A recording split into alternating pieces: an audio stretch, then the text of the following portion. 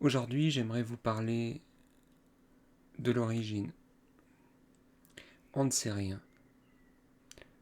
On ne sait pas qui l'on est vraiment. On ne sait pas d'où l'on vient.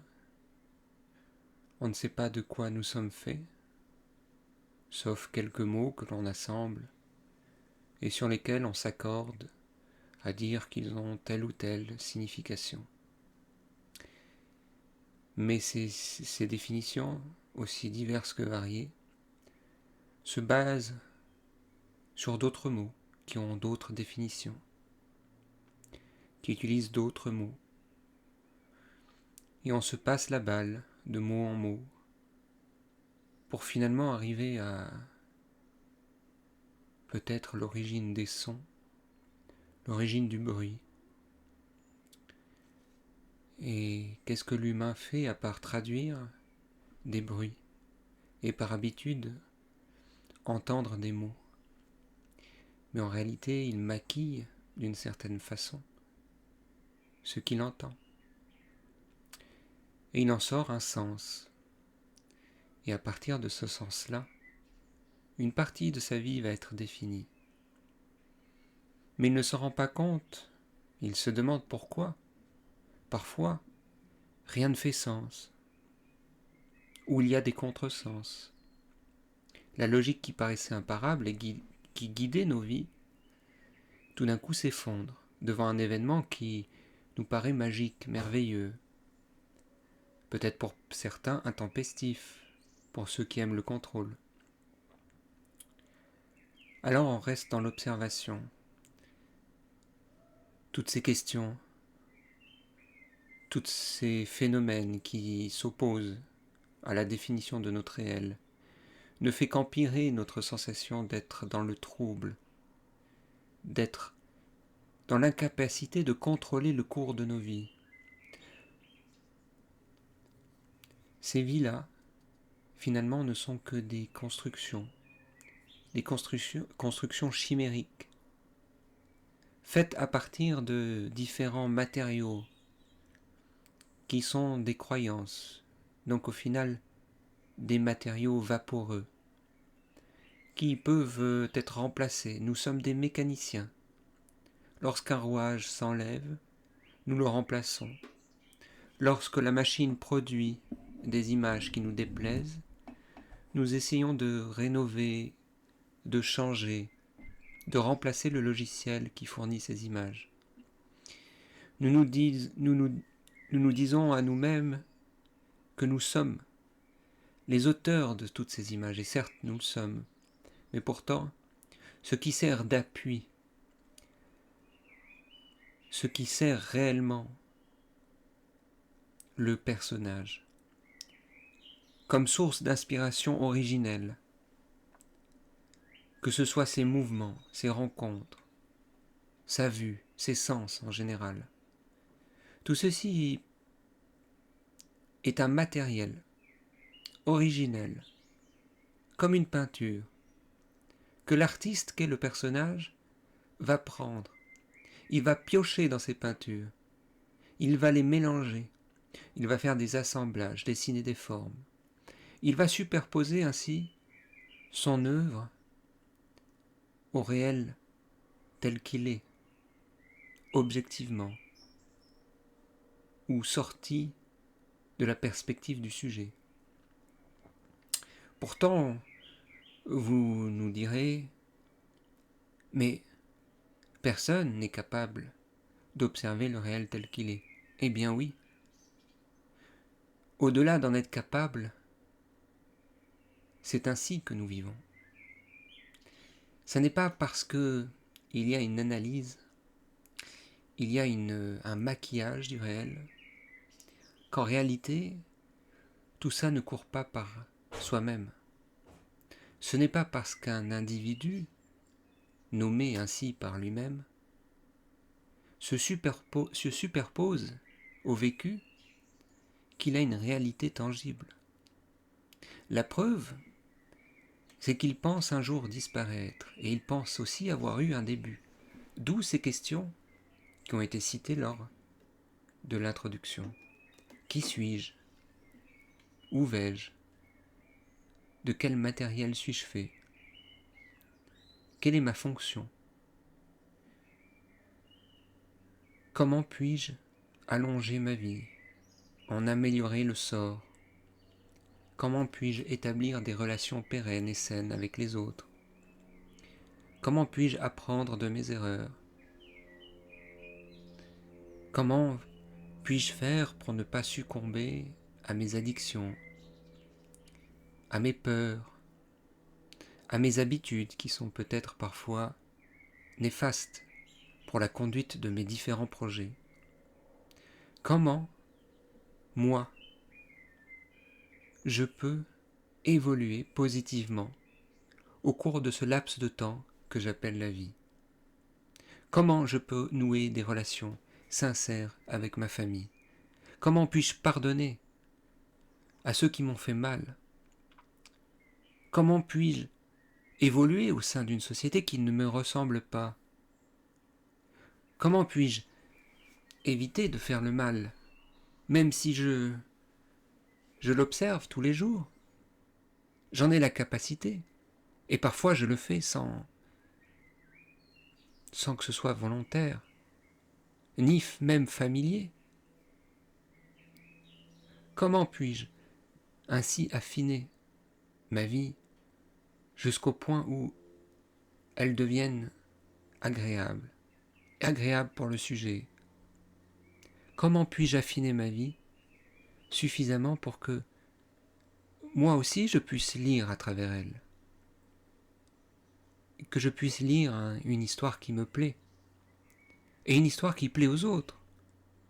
Ainsi je peux partager, ainsi je peux, à partir de cette belle histoire, en construire d'autres et inspirer peut-être. Mais voyez-vous, à partir des meilleures intentions, qui sont finalement enlever toutes ces couches qui nous obscurcissent la vision, alors il y a un double langage. Il y a la traduction qui s'oppose au son. Et nous nous retrouvons ainsi impuissants face à nous-mêmes. Ce que nous pensons être notre œuvre est en réalité ce que nous pourrions appeler l'œuvre, mais également enlever tout nom, car c'est bien à travers ce processus de nommer les choses, de les faire rentrer dans des histoires. Ça peut être des centaines, des milliers d'histoires qui nous semblent de façon nébuleuse correspondre les unes avec les autres, et tout en même temps entrer dans la grande histoire, mon histoire. Et nous pensons ainsi que peut-être dans les 80, 100 ans de notre existence, nous avons le devoir de faire, de penser et d'incarner ce que nous trouverons le plus juste possible. Et ce qui est le plus juste possible pour nous sera amené à travers les années à s'ajuster et à se transformer sans cesse. D'où cette insatisfaction qui s'installe petit à petit. Et un jour, le chercheur, un jour celui qui veut être parfait, s'érige face à cette idée même et devient rebelle face à lui-même. À l'image où on pourrait s'ériger face à l'idée que l'on a du monde, la communauté des hommes, avec un système qui a une chaîne de commandement, au sein de nous-mêmes, nous avons aussi ces fantômes qui nous commandent. Mais à qui ces fantômes pourraient commander? À qui d'autre qu'un autre fantôme? Et ici n'est pas l'idée d'effrayer, je parle bien en termes de fantômes, donc de pensée, les choses qu'on ramène et qui ne sont pas là, les choses qu'on rend vivant par la répétition. Et cela ne signifie pas pour autant que ce soit là. Mais la fatigue à cette idée, la fatigue à la recherche, la fatigue qui s'installe petit à petit, va faire place à la colère, va faire place à une question beaucoup plus profonde. Et peut-être la première question, une vraie question. Est-ce que tout ce dont je me raconte sans cesse, n'est-ce pas un mensonge? Pourquoi y crois-je avec autant de férocité? Pourquoi défendre, insister et insister encore à ne pas se débarrasser de cet immense univers que j'ai créé sur mon chemin? Est-ce qu'il n'est pas en train de me rendre malheureux? Est-ce qu'il n'est pas en train de camoufler quelque chose de libre et de joyeux qui a toujours existé?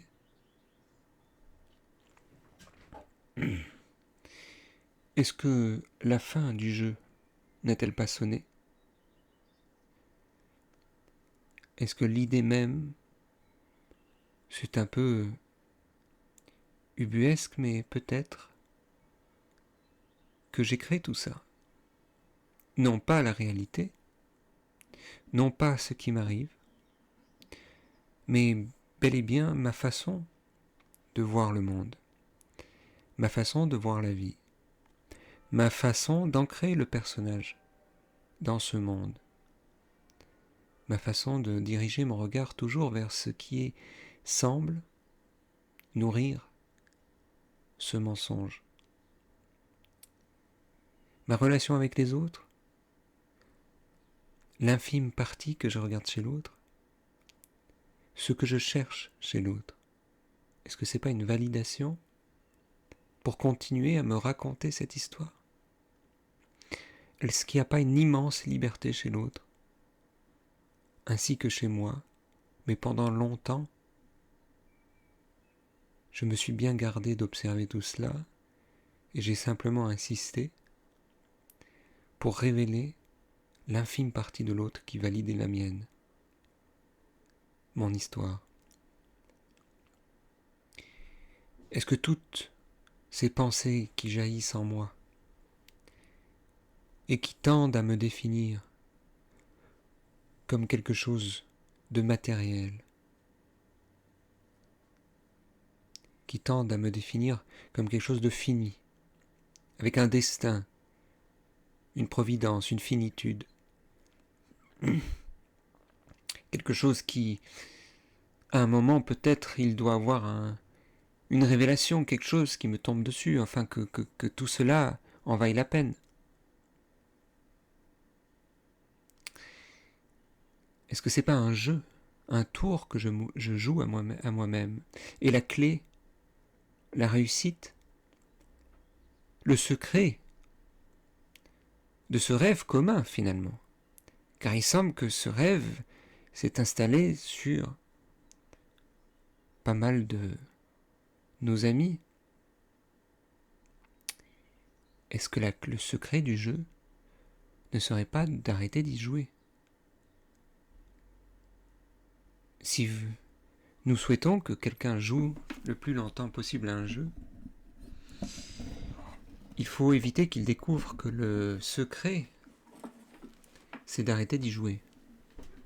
La seule sortie possible du jeu, c'est d'en sortir. Alors que nous cherchons absolument une porte, une clé, une personne, un messie, un sauveur, un événement futur, un événement passé, quelque chose auquel s'accrocher, quelqu'un auquel s'accrocher, ou nous-mêmes, notre propre part d'ombre cachée quelque part qui pourrait nous sauver. Est-ce que tout ceci ne doit pas, à un moment donné, s'effondrer? Et si par jeu également, parce que peut-être c'est notre nature profonde, celle d'un joueur, non pas d'un joueur compulsif, mais le jeu innocent et naïf d'un enfant. Pas si innocent que ça. L'adulte a tendance à percevoir l'enfant comme quelque chose de moins que lui, de moins développé, de moins intelligent, de moins facétieux, moins pervers aussi, d'une certaine façon, dans leur capacité à établir des plans, à établir des stratagèmes afin d'arriver à leur fin. Si nous voyons les enfants comme nos égaux, ainsi que les animaux, les plantes, le vent, la vie en général, comme quelque chose de joueur, mais non pas joueur encore une fois, dans le sens que quelqu'un qui joue aux cartes ou qui joue au loto, mais bel et bien comme un jeu. Souvenez-vous.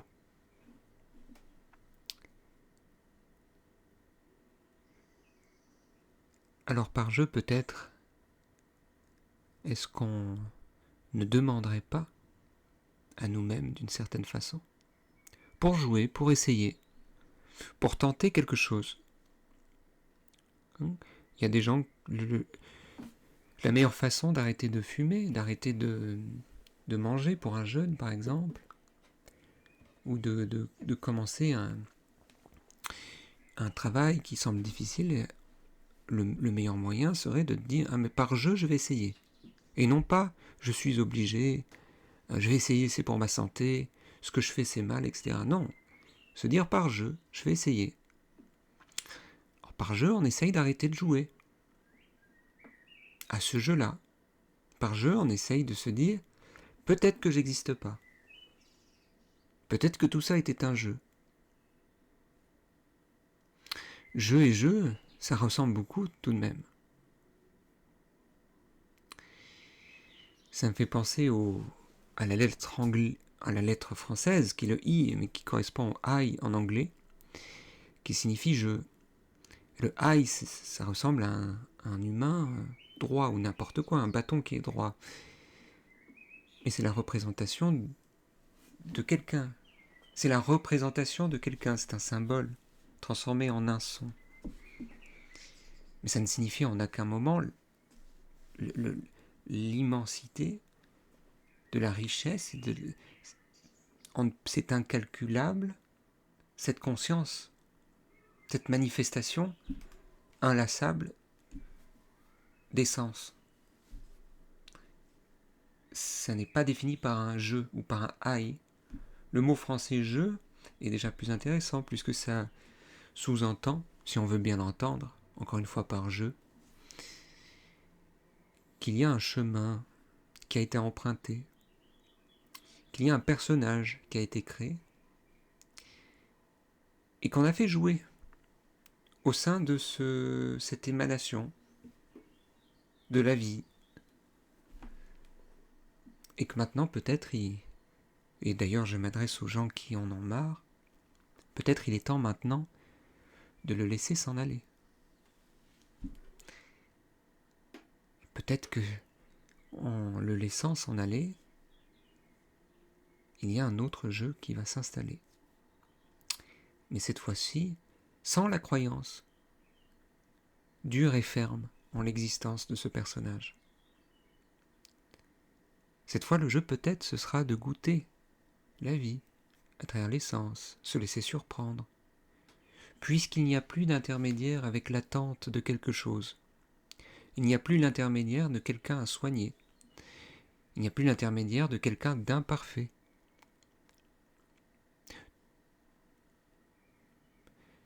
On rentre dans un domaine où tout est difficilement explicable, puisque, comme je le disais précédemment, le jeu commence par un jeu, donc le langage aussi, l'image et tout ça. À partir du moment où on sort plus rien n'a d'importance, plus rien n'est supérieur à quoi que ce soit. Tout est l'absolu dans son expression. Bien que l'absolu disparaît, c'est un mot pour désigner tout, mais le mot tout aussi disparaît. C'est la liberté.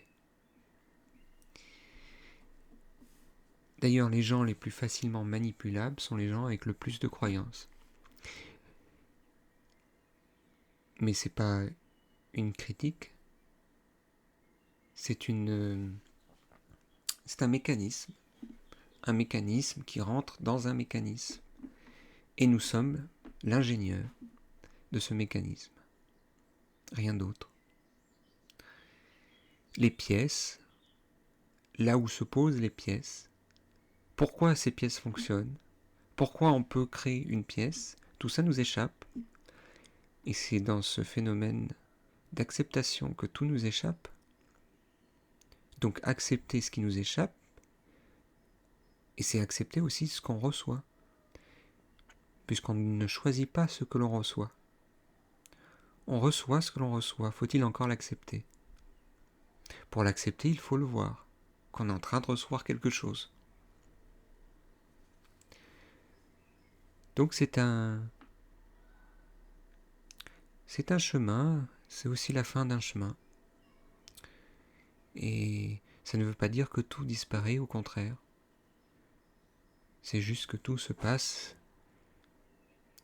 plus calmement dans l'acceptation.